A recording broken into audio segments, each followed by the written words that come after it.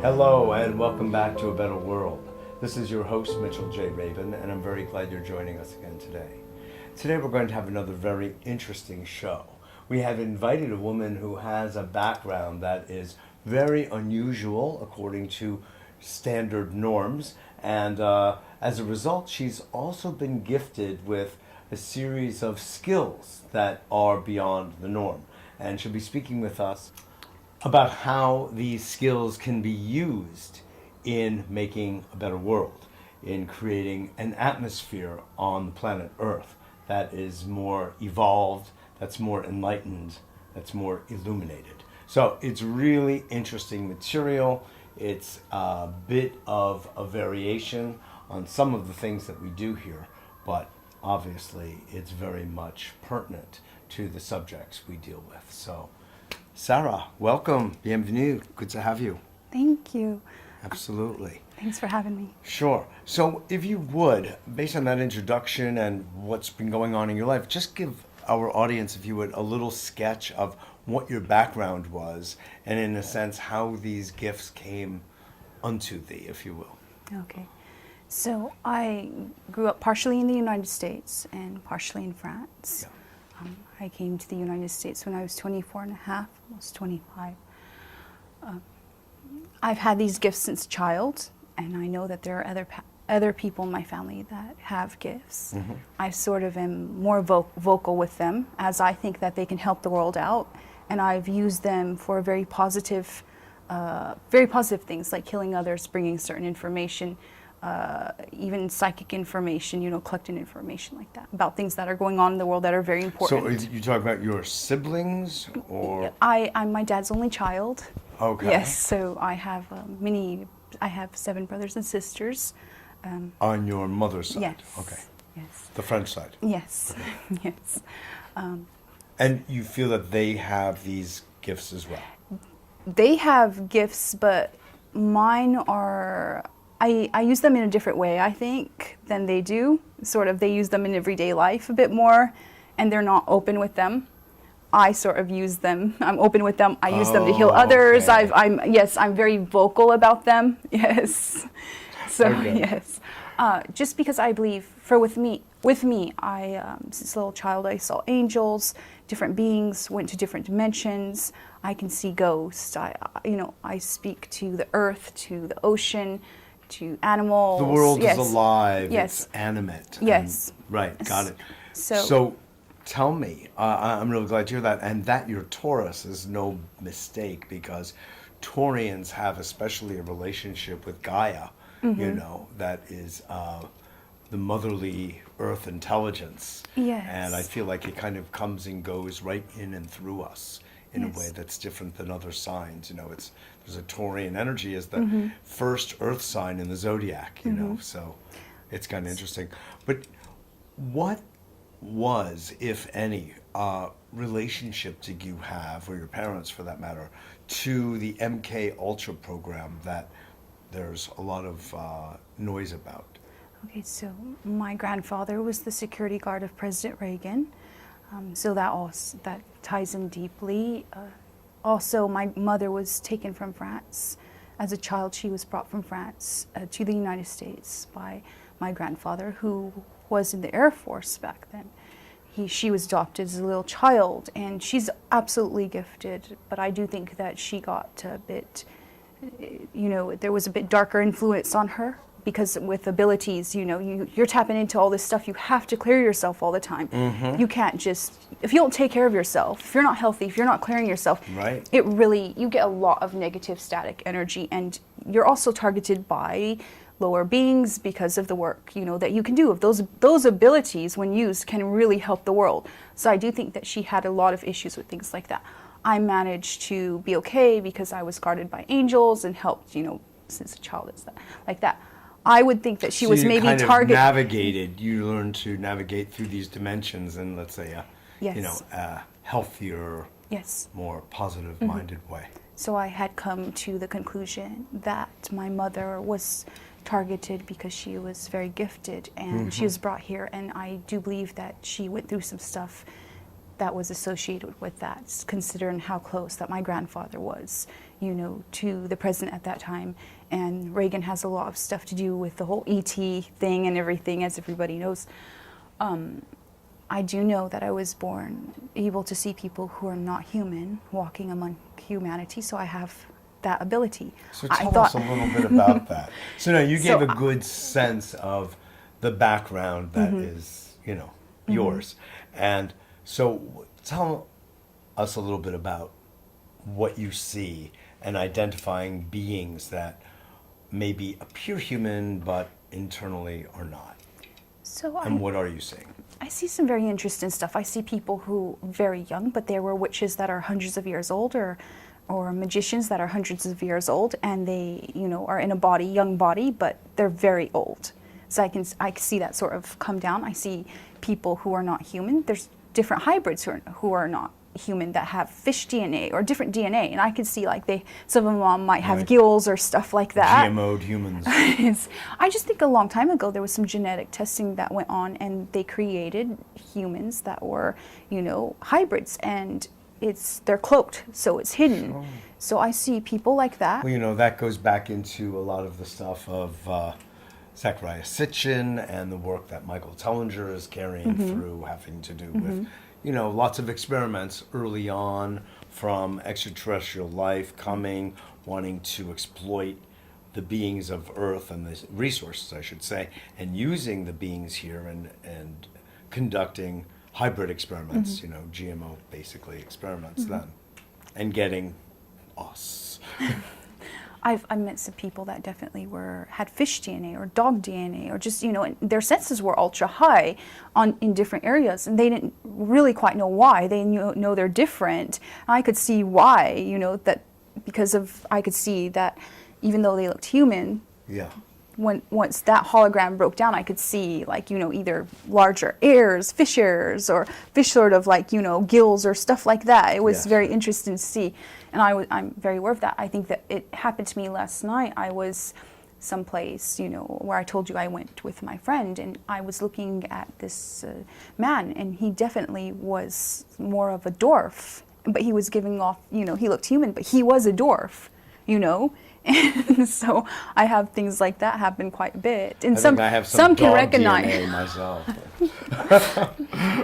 Some can, there's some I think who are aware. I ran into one guy who he looked a bit like a dinosaur, and I had never seen anything like that before. And I could see him, and he knew. I know, he's in the White House right now.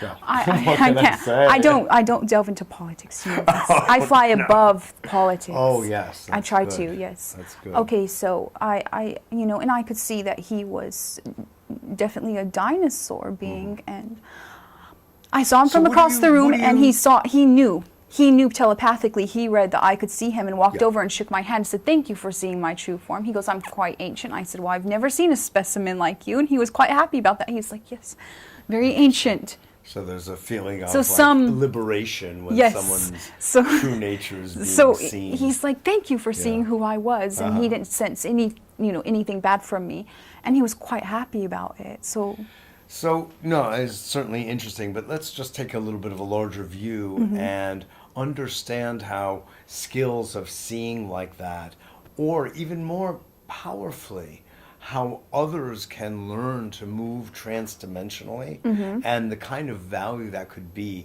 for humanity. Exactly. So this is what happened before the cataclysms. They would go into other dimensions, and that's how they'd survive. So I remember doing so myself. Sometimes the blast in space, literally when there's things that happen in space, it happens interdimensionally. Yeah. So it can destroy anything. It can absorb any energy and destroy it and rebuild. So we'd have to pass into other dimensions to survive cataclysms that were huge. I remember meditating a month ago, and I go into deep meditation states because I go within my own consciousness, and I saw that I had, and I knew this. I know that I'm quite ancient soul, and I seen that I had survived a couple cataclysms by going into other dimensions while they happened.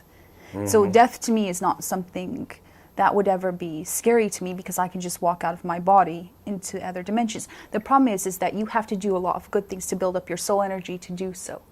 And this is where I try to get people to build up their soul energy, because they tell you you're eternal. They say, okay, your soul's eternal. Yes, your energy is eternal, but you know, it might come back and be reformed into the vase and flowers here. That's what they don't tell you, is that yes, you're eternal, but you might be the flowers here. Well, it's not bad. I mean, these are not real flowers, but they are quite beautiful.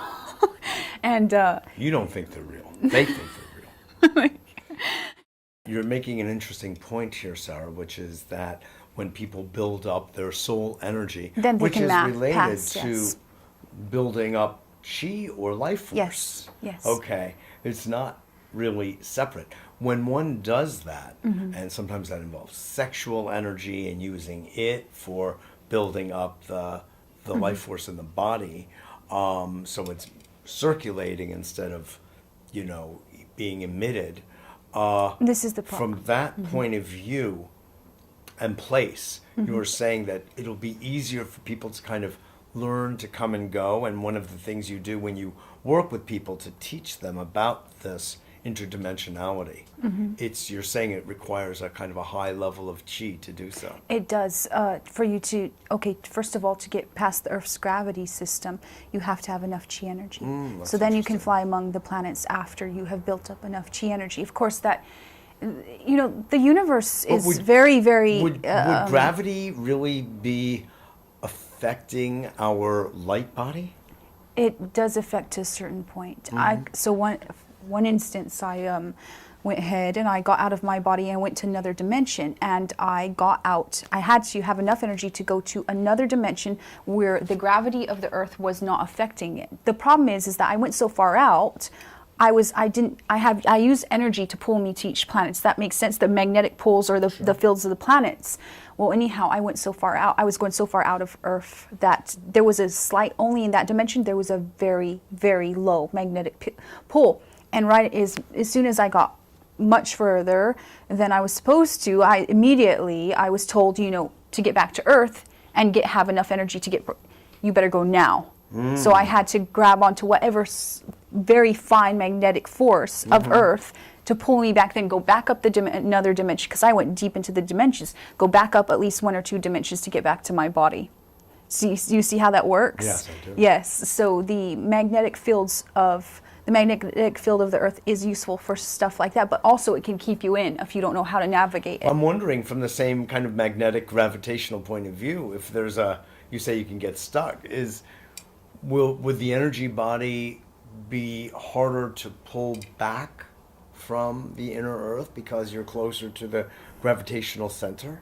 Okay, so think about it of almost like bouncing on a trampoline, like that. So when I was in England, there's some mounds around the Stonehenge, and I was requested to see what was happening with mounds. Of course, they're entrances to inner Earth, and I got out of my body, and only if you have enough energy will you be allowed to go into these places. But energy is the key to.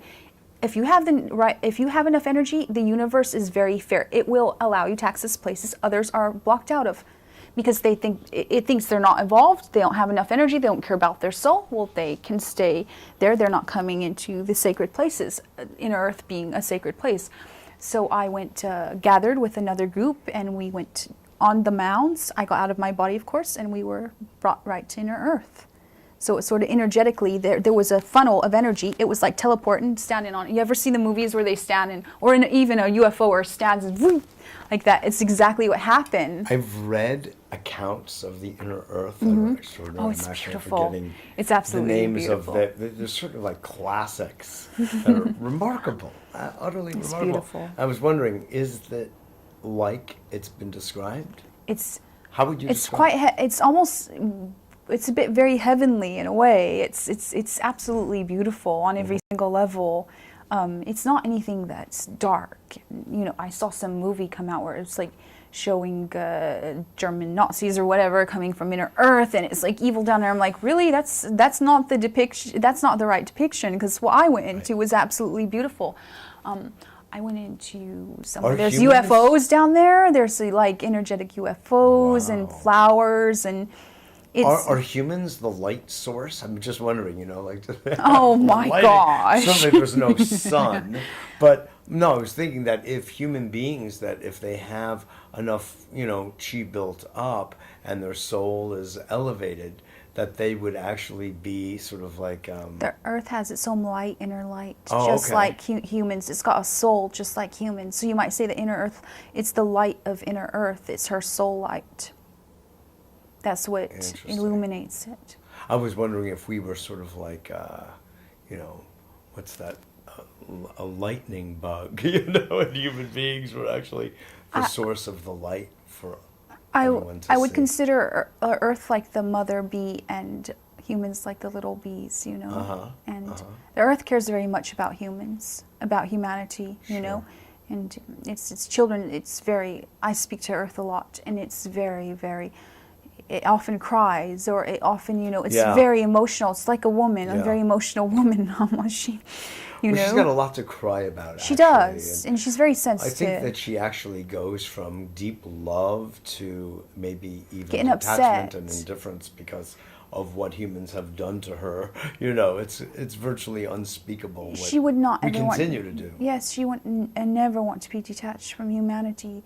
The problem is she's screaming and crying, even though she shakes in pain, earthquakes and all of that. She's shaking in pain, and nobody's listening. And imagine, even though she's shaking in pain, a couple of people are listening, And I spoke to like I said, when I was in LA, I was invited to a bonfire in LA, and I was quite happy. Some mutual friends down there. I'd never been to the beach in LA, and I was invited to a quite nice part of the beach in LA, and it seemed beautiful. It's you wouldn't think it's very beautiful. So I went down there, and I connected to the ocean. She started to speak to me, and I had to pass a lot of that energy. I fell on my knees. I was crying for 3 hours. She told me that the radiation was killing her. She was dying. She was literally Fukushima? The ocean was, she was telling me, I'm dying, yes. And she was saying to me, you need to tell the people that a long time ago, that there's ancient tech within their voices. And that's why the pyramids in front, they got the Sphinx with the lion heads, because the voice, it's representing, remember when a lion growls, how it's the frequency, roars the frequency. Well, humans have that in there, and that this is encoded within the Sphinx. It's saying that you have the power within your literal chakra here to speak healing, but through will, a lion when he roars, it's it's will, it's power, and that people needed to gather by the ocean.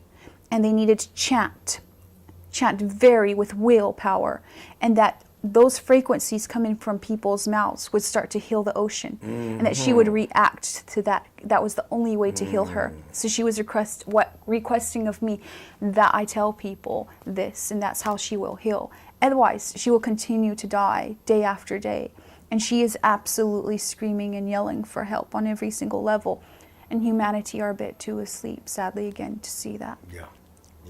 Then there's this whole other thing, Sarah, of course, and I know you deal with it all the time in your working with people and speaking, and that's the matrix, basically. That sleep, that humans, that robotic aspect of humans that are not feeling and connecting to deeper levels or higher levels are, in a sense, cut off from it because of lots of reasons, and some of them are deliberately brought forth by the powers that be, and others are but because human beings are not making the inner effort to wake up and to come to a higher level themselves. So what work do you do to help people in that regard? Because we have to wake up humanity quickly, because it's getting Enough very people need much to light at up. the cliff. Yes. So I try to, this is why I'm putting together all this work. I had a lot happen last year. Somebody very close to me passed away, so I had to have a quiet time of, of just healing myself, because it took a very, I took a very hard hit there. So I'm putting together all this material, and I'm going to present it of how people can become multidimensional through building up their chi energy, and then they can use that to literally affect Earth and heal Earth, even through their voices. How light and sound is used to heal even people, animals, the Earth. it's this is going to be the new horizon, I think, for healing. Sure. Yes. There are many I mean, avenues. Tesla talked about that a long time ago. Well, the Tesla, and, the sad, others as well. well, the before Tesla that coil is about lighting up the DNA, because Surely. the DNA is a cosmic antenna to stream in more more cosmic energy. This is why there's such an attack on DNA. This is why fast food and all of that is about. And on Tesla. Yes. Well, his information was free energy was about everybody's DNA being lit up, and the government has kept all that secret. His free energy plan was about everybody's DNA lit up, so they would be energetically connected to the universe. Yes, and all of that was hidden. All his more spiritual work was hidden. I mean, we are already connected. We're not disconnected. We are. Otherwise We're connected. It's done. like, okay, But it's like we're plugged into the socket, it's but unconscious. the button for the light hasn't Right. been lit up. There you go. Turned on, Yes, exactly. yes, turned on. There you go. Yes. So Source is there, but It's there. it hasn't been activated. no, our souls are there. They're calling out to us. People, need to listen to their souls more and then build their soul energy up, as they do. A lot of this ancient tech, like the pyramids, the Stonehenge, and everything else, it lights up through energy. When a person has enough energy, they can access those things.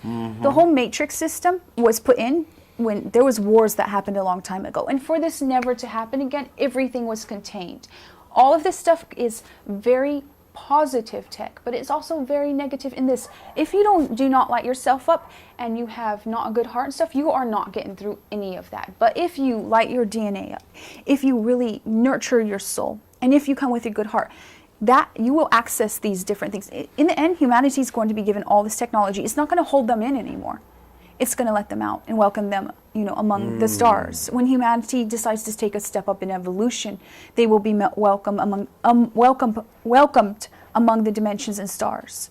But only once they build up their souls, once they take self-responsibility, Yes. once they stop saying, oh, it's this being that made me do that, or this. You can say all of that, but you have been given the power in life to make a change to yourself and to others.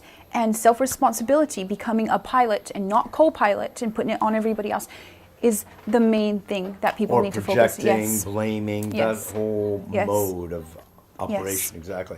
I mean, it only stands to reason when you take the larger perspective, a cosmic, galactic, and bigger universal perspective, that there are intelligences everywhere that are really waiting for humans to kind of get it and Yes. get the light turned on, as we're saying. So the level of play can be much greater, because what we've done is we've sort of imploded and we've lost our larger universal and cosmic identity.